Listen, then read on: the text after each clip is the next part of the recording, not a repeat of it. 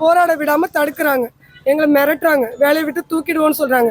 உண்மையாக சொல்கிறேன், 18,000ன்றது 7,000, அடுத்தது போராளி 14,000, அப்புறம் 18,000. இதெல்லாம் ரொம்ப அத்துக்கூலி.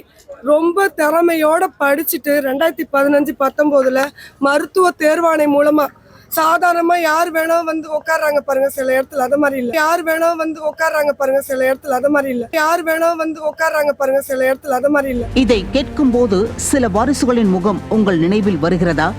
படித்து உழைத்து முன்னேறி வரும் பெரும்பாலான தமிழக இளைஞர்களின் ஆதங்கம்தான் இது. திமுக 2021 தேர்தலில் எப்படியேனும் வெற்றி பெற்று விட வேண்டுமென வாய்க்கு வந்ததை வாக்குறுதிகளாக அள்ளிவிட்டதன் விளைவை தற்போது சந்தித்து வருகிறது. அதை செய்வோம் இதை செய்வோம் என 500க்கும் மேற்பட்ட வாக்குறுதிகளை அள்ளி வீசிய திமுக அதில் வெறும் 10% கூட நிறைவேற்றாமல் அனைத்து தரப்பு மக்களையும் ஏமாற்றி வருகிறது. ஆட்சி முடிய இன்னும் 2 மாதங்கள் மட்டுமே இருக்கும் நிலையில் தமிழ்நாடே போராட்டக் களமாக மாறி இருக்கிறது. திமுகவின் 356ஆம் வாக்குறுதியான தொகுப்பூதிய செவிலியர்களை பணி நிரந்தரம் செய்வோம் என்பதை நிறைவேற்றாமல் உரிமையை கேட்டு போராடுபவர்களை மிரட்டும் வேலையில் இறங்கியுள்ளது திமுக அரசு. எல்லா தொகுப்பூதிய செவிலியர்களையும் நாங்கள் பணி நிரந்தரம் செய்வோம் அப்படின்னு சொன்னீங்க, அதை செய்யுங்கன்னு தான் சொல்றோம். அப்ப அது வந்து ரூல்ஸ் இல்லைன்னா அதை ஏன் சொன்னீங்க அதை நிறைவேற்றுங்கன்னு தானே சொல்றோம். 5 ஆண்டுகள் யாரை ஏமாத்துனீங்க? அடுத்த ஆட்சி எப்படி வரணும்னா நீங்க எங்களுக்கு ஏதாவது செஞ்சு ஆகணும். இல்லை கண்டிப்பா அடுத்த ஆட்சி கிடையாது.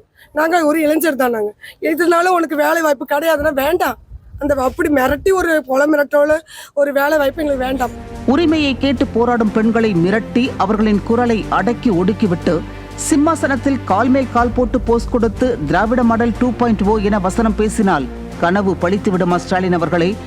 பெண்களுக்கு 1000 ரூபாய் கொடுக்கிறோம், பெண்கள் எங்களுக்கு ஓட்டளித்து விடுவார்கள் என்ற உங்களின் பகல் கனவு உங்கள் சர்வாதிகார செயலால் சுக்கு நூறாக உடைய இருக்கிறது. அடுத்த ஆட்சி மட்டுமல்ல, இனி எப்போதுமே திமுக ஆட்சிக்கு வர முடியாது என்பதையே இந்த செவிலியர்களின் ஆதங்கம் காட்டுகிறது. உங்களோட தேர்தல் வாக்குறுதி 356 வந்து நீங்க நிறைவேற்றி தாங்க.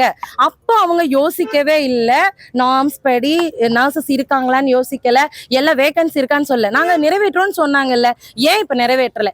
இப்ப நாங்க அதிருப்தியில நாங்க போறோம். இனிமேல அவங்க கிட்ட வெயிட் பண்ணி போராடுனா எதுவும் கிடைக்காதுங்கிற ரொம்ப மன உளைச்சல்ல தான் போறோம். பெண்களை இப்படி மன உளைச்சலுக்கு உள்ளாக்கிவிட்டு வெல்லும் பெண்கள் நிகழ்ச்சி நடத்துவது நியாயமா? ஸ்டாலின் பெண்களின் குரலை காது கொடுத்து கேட்கிறார் என மனசாட்சியே இல்லாமல் ஒரு IAS அதிகாரி கூறினார். இங்கு 3 நாட்களாக கதறி அழுவதும் பெண்கள் தானே, அவர்களின் குரல் உங்கள் காதுகளுக்கு கேட்கவில்லையா ஸ்டாலின் அவர்களே? அனைத்து துறையினரின் ஆதரவையும் இழந்துவிட்ட பிறகும் சிறிதும் வெட்கமின்றி தனக்குத்தானே பாராட்டு விழா நடத்தி கொள்வது எரியும் நெருப்பில் எண்ணெய் ஊற்றுவது போல மக்களிடம் திமுக மீதான வெறுப்பை மேலும் அதிகரித்துள்ளது என்கிறார்கள் சில அரசியல் நோக்கர்கள். ஜனநாயக குரலை அடக்கி ஒடுக்கி சர்வாதிகார முகம் காட்டும் திமுகவிற்கு இனி எப்போதுமே விடியல் இல்லை என்பதே உண்மை.